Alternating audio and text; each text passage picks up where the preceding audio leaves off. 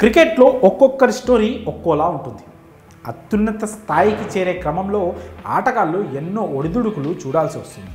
అలా సక్సెస్ అయిన వారిలాగే అతడు అవన్నీ చూశాడు. ఎలాంటి క్రికెట్ బ్యాక్గ్రౌండ్ లేదు, ఎవరి అండదండలు లేవు. సామాన్య నేపథ్యం నుంచి వచ్చాడు. కష్టం, టాలెంట్ను మాత్రమే నమ్ముకొని ఆడుతూ ఇండియన్ ప్రీమియర్ లీగ్కు ఎంపికయ్యాడు. కానీ ఒక్క ఓవర్తో అతడి ఆశల సౌధం కూలింది. భారత జట్టులోకి ఎంట్రీ ఇవ్వాలనుకున్న ప్లేయర్ రింకు సింగ్ బాదుడికి బలయ్యాడు. వరుసగా 5 బంతుల్లో 5 సిక్స్లు ఇవ్వడంతో అతడిపై విమర్శల వర్షం కురిసింది. ఆ బాధ, ఒత్తిడిని భరించలేక ఏకంగా 8 కిలోల బరువు తగ్గాడు. టోర్నీలోని కొన్ని మ్యాచ్లకు దూరమయ్యాడు. అతని పనైపోయిందని అంతా అనుకున్నారు. ఇక మళ్ళీ కనిపించడని భావించారు. కానీ పడిలేచిన కెరటంలా దూసుకొచ్చిన ఆ యంగ్ గన్ టీమిండియాకు సెలెక్ట్ అయ్యాడు. అతడే dynamic pace bowler Yash Dayal. September 19వ తేదీ నుంచి మొదలయ్యే బంగ్లాదేశ్ సిరీస్ కోసం ఆదివారం నాడు భారత జట్టును ప్రకటించారు సెలెక్టర్లు. రోహిత్ శర్మ కెప్టెన్సీలో 15 మంది సభ్యుల టీంను అనౌన్స్ చేశారు. ఇందులో పేసర్ యష్ దయాల్కు చోటు దక్కింది.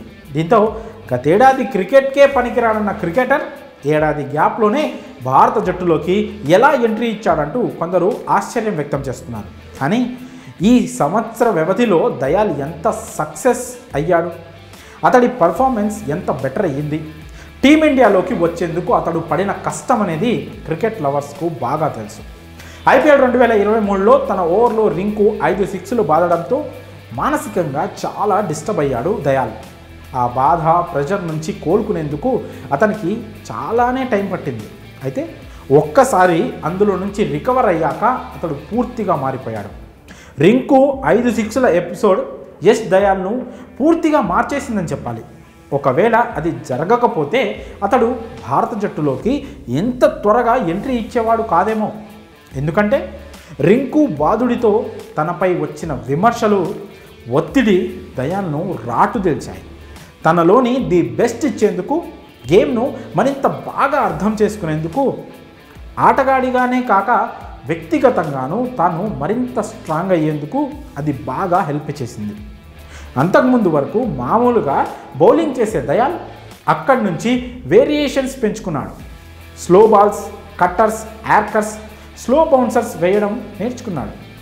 ఎప్పటికప్పుడు తనను తాను ఇలా మెరుగుపరుచుకుంటూ డొమెస్టిక్ క్రికెట్లో దుమ్ము రేపాడు.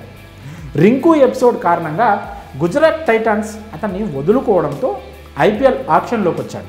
ఎవరు అతన్ని కొనబోరని చాలామంది వేలానికి ముందనుకున్నారు. కానీ ఫ్రాంచైజీలు అతడి కోసం చాలా ఆసక్తి చూపించాయి.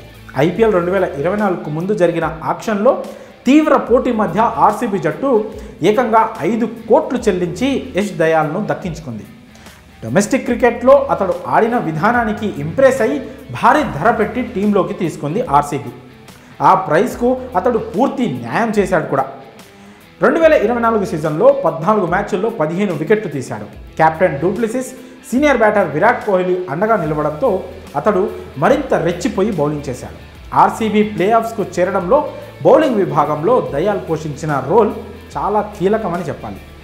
ఐపీఎల్ తర్వాత తనను తాను మరింత సానబెట్టుకున్న దయాల్ ప్రస్తుతం జరుగుతున్న దులీప్ ట్రోఫీలో మరోమారు సత్తా చాటాడు.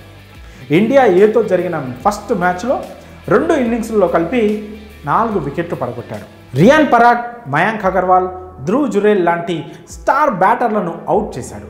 అతడి ఫిట్నెస్, ఫామ్, రిథంను దృష్టిలో పెట్టుకొని సెలెక్టర్లు బంగ్లాదేశ్తో సిరీస్కు ఎంపిక చేశారు. దీంతో ఒకప్పుడు పనికిరాడని తిట్టిన వాళ్లే ఇప్పుడు దయాల్ను ప్రశంసల్లో ముంచెత్తుతున్నారు.